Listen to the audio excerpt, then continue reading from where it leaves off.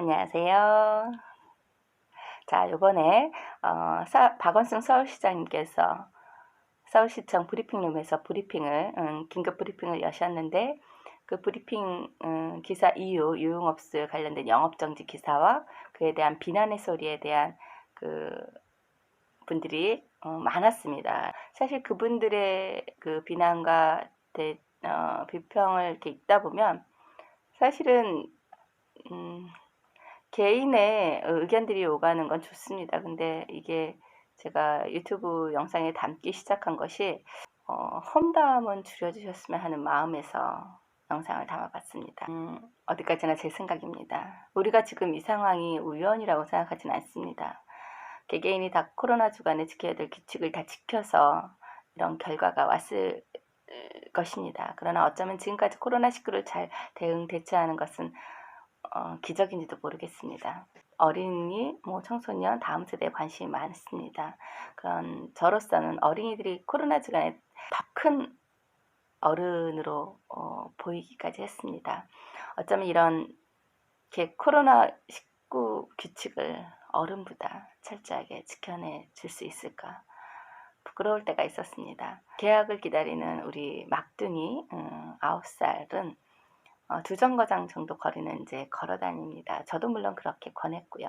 버스를 탈 만도 하고 한 그런 거리까지도 또 씩씩하게 걸어가고 하는 걸 보면 우리 어른들이 아이들보다 더 코로나 규칙을 안일하게 생각하는 건 아닌가 이런 생각이 듭니다. 서울시에서도 참 고생했고 힘들었던 황사 문제가 있었잖아요. 저희 둘째가 천식으로 매달 이제 어린이 병동을 가던 아이였습니다. 근데 지금 이제 초등학교 6학년인데 정말 그 천식이라는 딱지가 딱 떨어질 정도로 건강해지긴 했습니다. 그런데 이제 아토피로 인해서 뒤집어진 피부는 사실 계속 꾸준히 관리를 해야 되는데요. 그 아이는 이제 많이 힘들어했던 아이예요. 천식이 심해서 사실 황사가 심했을 때 너무너무 힘들었던 그 시간들을 저는 진짜 지금 생각만 해도 공포나 다름이 없었는데 그 아이가 그런 얘기를 합니다. 엄마, 우리 몸은 그렇게 약하지 않아요. 우리가 지켜야 될 규칙만 지키고 한다면 우리 몸은 어떠한 바이러스를 이길 수 있는 강한 힘이 있어요. 엄마 너무 두려워하지 마, 엄마. 힘내. 오히려 제가 코로나가 걸리면 바로 폐로 가는 아들을 많이 걱정했던 저에게 정말 더 담대하게 위로해 주더라고요. 그리고 당연히 코로나 규칙은 정말 잘 지킵니다. 중학교 3학년 때 자유를 줘야 서로가 더 행복한 시기를 보내고 있는 그런 우리 아들인데요. 우리 아들은 이제 집에 대부분 친구들은 또 이렇게 컴퓨터에 게임이 깔려있는 친구들이 있나 봐요. 근데 우리 집은 사실은 컴퓨터에 게임은 깔려있는 걸 떠나서 컴퓨터를 사용을 못합니다. 사용할 때만 이제 컴퓨터 비밀번호를 열고 사용하게 되어 있는데요. 일주일에 한 번? 주말이면 아이가 친구와 만나 PC방을 가는 날이 있습니다. 이제 코로나 주간이 3주 이어지면서 참 많이 힘들었을 거예요. 중3 아들로서는 집에 있는 시간이 너무 힘들었을 거예요. 그래서 가끔 자전거 타고 공원에도 가라고 하고 한 바퀴 돌고 오라고도 하고 여러 가지를 했는데, 이런 아이들도 정말 코로나 주간이 얼마나 중요하고 그 규칙을 지켜야 함을 압니다. 아는데 이태원 클럽 사건은 매우 안타깝고 어처구니가 없는, 묵묵히 작은 자지만 가장 강하게 코로나 규칙을 지켜내고 있는 가장 큰 자인 이 아이들. 사실 이 아이들은 매우 현실적이고 이 일을 어떻게 대처하고 있는지에 관심이 많아요. 물론 어디에 가서 누가 걸렸고 이 일이 어떻게 됐고 하는 것도 물론 관심이 많은데, 세월호 이후에도 어른들이 바라보는 세월호와 아이들이 바라보는 세월호는 분명 달랐습니다. 좋은 것을 주려고 애쓰는 어른들에 대해서는 사실 좀 별로 그렇게 큰 감동을 받진 않습니다. 문제 앞에 이 문제를 어떻게 대처하고 있는지에 대해서는 관심이 많습니다. 특히 정부와 대표, 이번 코로나로 인해서 이유로 단 립불들 막 어처구니 없는 비난의 소리, 그 일반적인 비난을 하고 험담을 하는 그 정말 어쩌면은 문제 앞에 어떻게 대처하는 거에 관심이 있는 이 어린아이들만도 못한 국민들이 많다는 것입니다. 아이들은 소통을 매우 중요하게 생각합니다. 어떤 기성세대 그런 비난과 험담을 하는 거하고 좀 차원이 다르죠. 어떻게 보면은 제가 만약에 매일 같은 말을 아이들 앞에서 한다면은 그런 똑같은 잔소리 그런 거와 다를 바가 없고요.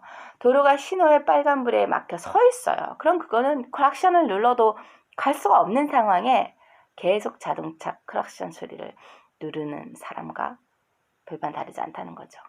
그래서 소통하기 좋아하는 대표입니다. 서울시장은. 소통은 내부자입니다.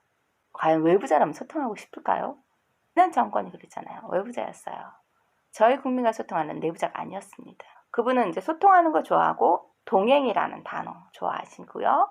그 다음에 함께하는 단어를 좋아하십니다. 야, 국민 세금으로 월급 받는데 그러고 있냐? 그거밖에 못하냐? 우리는 완벽할 수가 없습니다. 신을 그럼 시장으로 앉혀놓고 정부의 대표로 앉혀놓죠. 아니면 본인이 하시든가. 서울시에서 그 방역대책 신뢰한다는 거에 대해서는 조사에서 80%가 나왔던 것처럼 이제는 국민도 소통하는 내부자를 알아보는 높은 국민성이 가져다 준 그 결과라고 봅니다. 그래서 아이들도 마찬가지입니다. 아이들은요, 우리 기성세대, 막힌 기성세대와 다릅니다. 코로나에 대해서 비판적 비난적 어른들의 이야기를 그렇게 매우 중요하게 생각하지 않습니다. 어디에서 누가 걸렸어? 어떻게 됐대?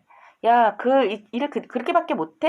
험담하고 비난하는 거에 관심이 크지 않습니다. 그 일 앞에 문제 해결 능력, 대처 능력, 그 대표, 그리고 서울시가 그 일을 어떻게 대처하느냐, 지도자가 문제 앞에 어떻게 대처하느냐, 그 대처하는 방법에 대해서 관심이 더 많습니다. 그게 바로 국민성입니다. 이번 거창한 자랑을 앞세우기 위해서 유튜버의 시장 얘기를 한 건 아니고요. 저는 그냥 제가 지금까지 지지하고 투표한 시장 중에 가장 일을 잘하고 또 못하는 것도 있겠죠. 시민에게 어떤 것이 더 좋은가, 어떤 것이 더 유익한가 하고 일을 하는 것 같아요. 그래서 저는 박원시장을 잠깐 다뤘고요. 박원시장은 국민의 내부자이자 결코 외부자가 아니라는 것 또한 전해드리고 싶고요. 저는 삼형제를 양육했기 때문에 사실 삼형제 아이들의 성향과 성품이 다 다르고요.